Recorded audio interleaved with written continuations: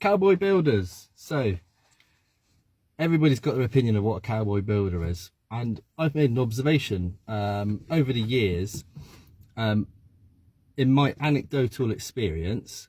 The conclusion I've come to is that people that use the word cowboy, cowboy builder, cowboy this, cowboy that, he's a cowboy, this is a cowboy, blah, blah, blah, they're actually the cowboys. Now, stay with me.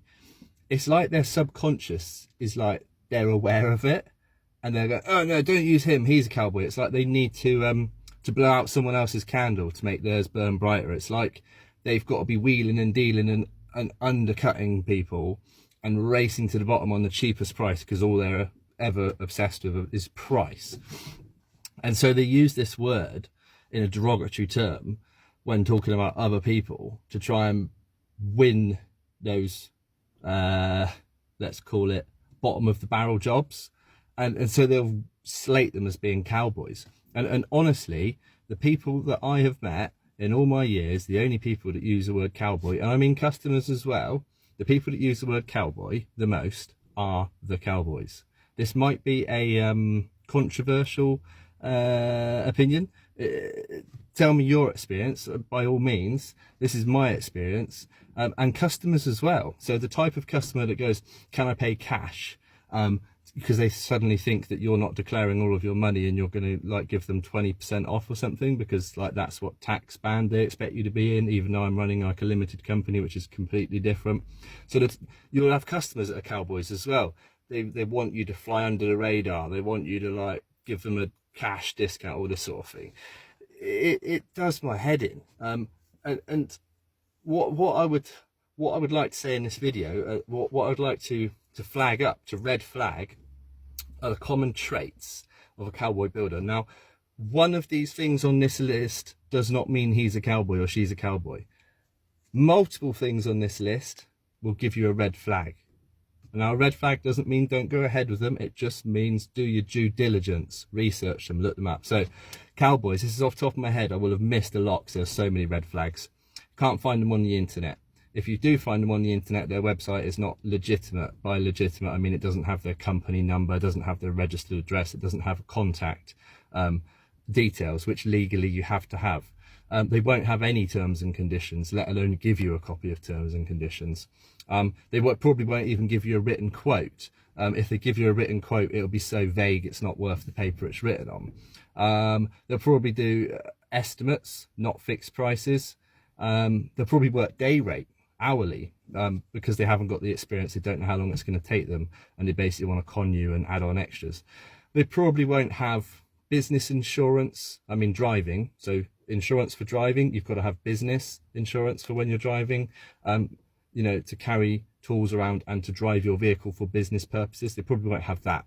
They probably won't have public liability insurance, that's to cover them against damage to you or your property, or any of the general public that walk by and trip on their tools or hurt themselves. They won't have employers insurance, they won't have a waste license, and if they do have any of these insurances and they mention that they've got them, they won't be forthcoming with those details. And by forthcoming, I mean the actual policy numbers, which when you check them out are legitimate, and you don't have to badger them and ask for them, and when they provide them you see that the policy was only started a few days ago, so they clearly started the policy to give you the copy. Once you've got the copy, they cancel the policy and get a refund. So that's insurance. They probably won't have a sign written vehicle. Now, not everyone has to have a van, but a big red flag to me is if you turn up in a people carrier, clapped out old people carrier, or some sort of estate vehicle. They definitely won't have sign written vehicle. They probably won't have signs, you know, I mean like Corex advertising signs. They probably won't have branded workwear. You might find them like locally, other people like might talk about them like word of mouth, but you won't find them advertising that sort of thing. They might have a Facebook page, but it might be quite vague. You probably won't be able to get their proper address. That's either their registered business address or their home address. If they've got a number, obviously they need to have a number for you to find them in the first place, but they probably won't have a landline. They probably won't respond to emails because responding to emails and writing stuff is a professional thing to do, not a cowboy thing to do. You've probably found out about them either through word of mouth or just flyers through your door. And my rule of thumb is to never use a flyer through the door. When I need something, I'll go out and find somebody. If I just respond to, oh, you've got a tree in your garden that needs cutting down, Mrs. Miggins. Oh yeah, okay, yeah, thanks, do it here and now. Whew, that's like taking your life in your hands. Or we've seen that there's a tree in your garden and here's the flyer and they've dropped it in, they've like targeted you or something. Again, that's like a cowboy trait. Minor driving offences. Now this might be controversial. I don't just mean one speeding offence or one double yellow line parking offence. I mean multiple driving offences where it just generally shows a lack of respect for rules, regulations and the law. Driving on the phone, having 2 or 3 pints where some people might be over the limit but other people might not be over the limit, where it's like a grey area and you go, well, he's probably able to handle it or he had it with a meal or whatever. It's just, again, it's a red flag. Yeah, driving one on the phone, definitely a red flag. It just shows their general attitude. Like, if they're willing to do that, what else are they willing to do on your job? What else? Gift of the gab.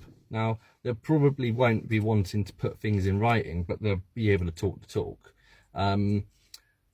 CCJs. Now, if you look them up, you'll be able to find these quite easily. And any other, prison sentences or anything like that, you can get a DBS certificate which shows, their criminal history or lack of. And if they've got CCJs and stuff like that and debt collectors after them and all this, yeah, it might be in the past, they might have learned valuable lessons. But again, it's another red flag. Trying to think of anything else that's a red flag for a tradesperson.